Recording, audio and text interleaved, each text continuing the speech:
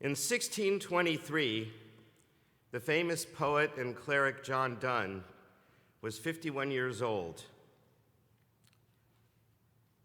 He was the dean of St. Paul's Cathedral when he fell gravely ill. It's not clear what his illness was. It could have been typhus or some related disease. His daughter was engaged to be married when he got sick. He urged her to wed while he was still in the hospital so that he would know she was taken care of. And from his bed, he listened to the church bells toll the news of weddings and of deaths from the epidemic around him. Physically, Donne felt largely alone.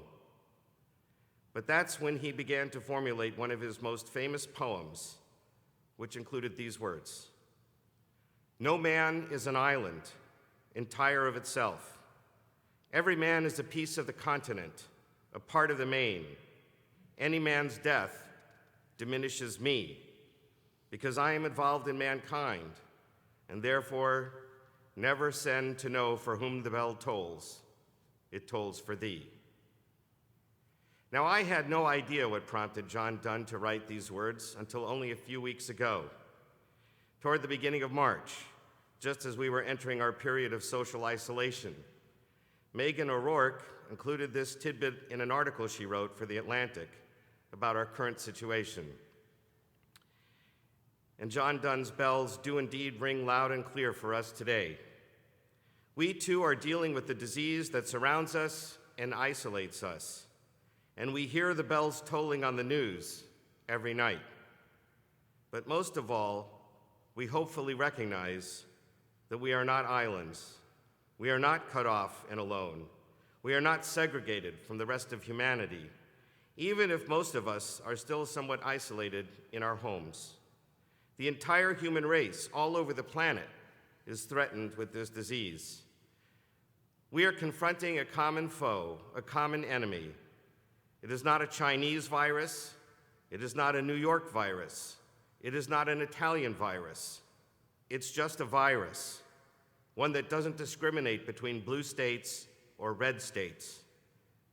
But the good news is we are not alone.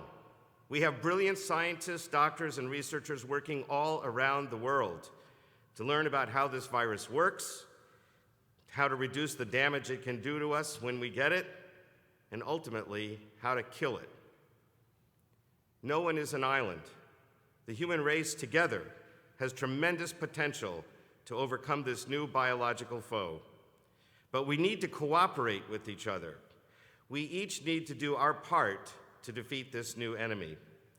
And what most of us can do, those of us who are not the doctors and nurses, the real heroes who are putting their lives on the line, what most of us can do is avoid spreading the disease as much as possible until we can adequately control the spread, treat the symptoms better, and finally inoculate the population. Now, we may be opening up businesses to a limited extent in Texas, and here at Beth Yeshurun, we have taken a first step of having a minyan of only 10 people in the Friedman Levitt Sanctuary here, who are very spread out, all wearing face coverings, and only for Friday night and Saturday morning services so far. We have done this so that we can have a public Torah and Haftorah reading, we can chant the Kedusha prayer out loud in the Amidah, and we can say the Mourner's Kaddish. All of these rituals require a minyan of 10 people. So we are taking this first small step of opening up at Beth Yeshurun. The governor has allowed in-store retail services, restaurants, movie theaters, shopping centers, and museums to open, but only at 25% of maximum capacity. It's not clear how that's going to be enforced. It's not clear how many people want to risk going to these places anyway. Some stores, like Costco, have announced that all customers who enter the store, as well as all employees, must now wear face coverings, and that may add some additional protection. Perhaps other stores and businesses will adopt a similar policy. But I want to point out that the governor's order also states the following: in accordance with federal guidelines, every person shall, except when necessary, to provide or obtain essential services or reopen services, minimize social gatherings and minimize in-person contact with people who are not in the same household. Every person is, when necessary, should minimize social gatherings and minimize in-person contact. So there may be some people going back to work. Hopefully their employers have in place appropriate safety provisions that allow for social distancing, face coverings, frequent cleaning of equipment and touch points, frequent hand washing, and whatever other prudent measures our health and safety professionals are advising. But those of us who are fortunate to be able to work at home should continue to work at home. And we should avoid other social gatherings, as the governor has suggested. Just stay home if you can. That is still the message, even though we're all going stir crazy. No one is an island. Fortunately, unlike John Donne, we have Zoom and FaceTime and Facebook and a number of other ways to connect virtually, if not in person. But when we do choose to go out, we also need to consider it's not just you or me who are going out. Perhaps we believe we will be among the large percentage of people who will not be seriously afflicted by this disease. But if we do get it, we might transmit it to someone else, maybe even someone we love. And that person may not fare so well when they get sick. We affect each other. We can infect each other. So in order to respect each other, we need to keep our distance. It is ironic that because no man is an island, because we are all interconnected, we must all work to be physically separated, still, and for some more time. It is for that reason that most Jewish summer camps have made the decision not to open up this summer. That's horrible, not just for the parents who now need to figure out how to entertain their kids all summer after having had to figure that out while their kids were home for half of the last semester. It's also going to be economically devastating for the summer camps, who will have to forego the major source of their revenue for the year.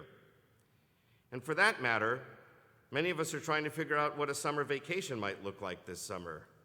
What risks are we willing to take in order to get away for a while? But whatever we decide, I hope we will decide to do it as safely as possible, to avoid spreading this disease as much as possible. Even as our government decides to gradually open up our society, we need to do it safely as individuals.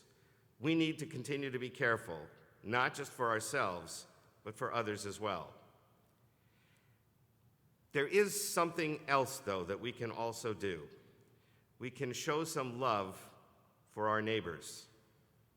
Yeah, that. It's actually one of the many beautiful commandments in this week's Torah portion. Love your neighbor as yourself. The great sage Rabbi Akiva said this was the most important commandment in the entire Torah. How can we show love for our neighbors? Well, first of all, many of us are now taking walks through our neighborhood.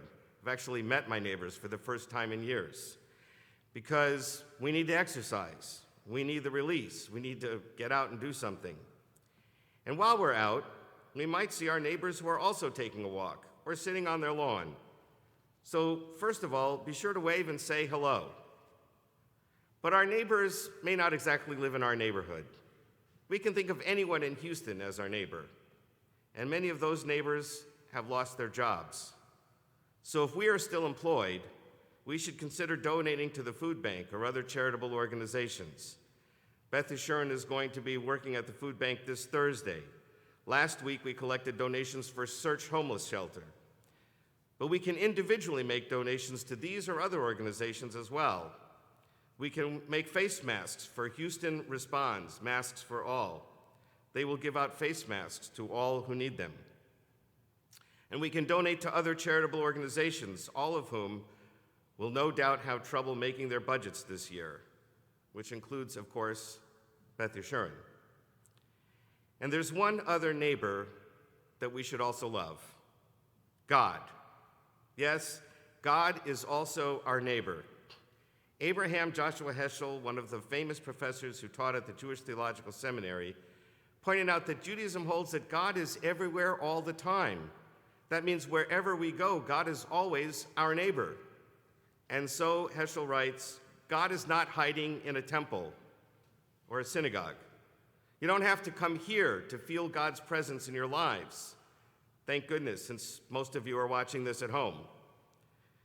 That is why our Torah gives us commandments that relate to everyday things like what kinds of food we can eat, how we should conduct our business, how we should treat our neighbors, our human neighbors. Because everywhere we go, everything we do, God is there. And so our actions can be infused with holiness and meaning. The problem is, we so often don't pay attention to what we're doing. We often don't pause to think, is this what God would want me to do? Heschel continues, the Torah came to tell inattentive man, you are not alone. You live in a holy neighborhood. Remember, love your neighbor, God, as yourself. God is your neighbor wherever you go, wherever you happen to be at any time of day. Being a holy person, being part of a holy people, living a holy life, says Heschel, does not require us to abandon life and to say farewell to this world, but to keep the spark of the divine within us aflame and to allow God's light to reflect in our face, to shine in our eyes, wherever we go and with everything we do, and especially in our interactions with our real live human neighbors, our friends, and our loved ones. Loving God and loving our neighbor turn out to be closely related commandments. What better way can we show love to our Creator than to show love for another one of his creatures? And so I want to conclude with a prayer written on March 9th by a Catholic woman who lives in Seattle and has been widely shared throughout the internet. We even did it here on a Friday night service. Her name is Cameron Wiggins Bellum, and this is the prayer she has for us at this time. May we who are merely inconvenienced remember those whose lives are at stake. May we who have no risk factors remember those most vulnerable. May we who have the luxury of working from home remember those who must choose between preserving their health or making their rent. May we who have the flexibility to care for our children when their schools close remember those who have no options.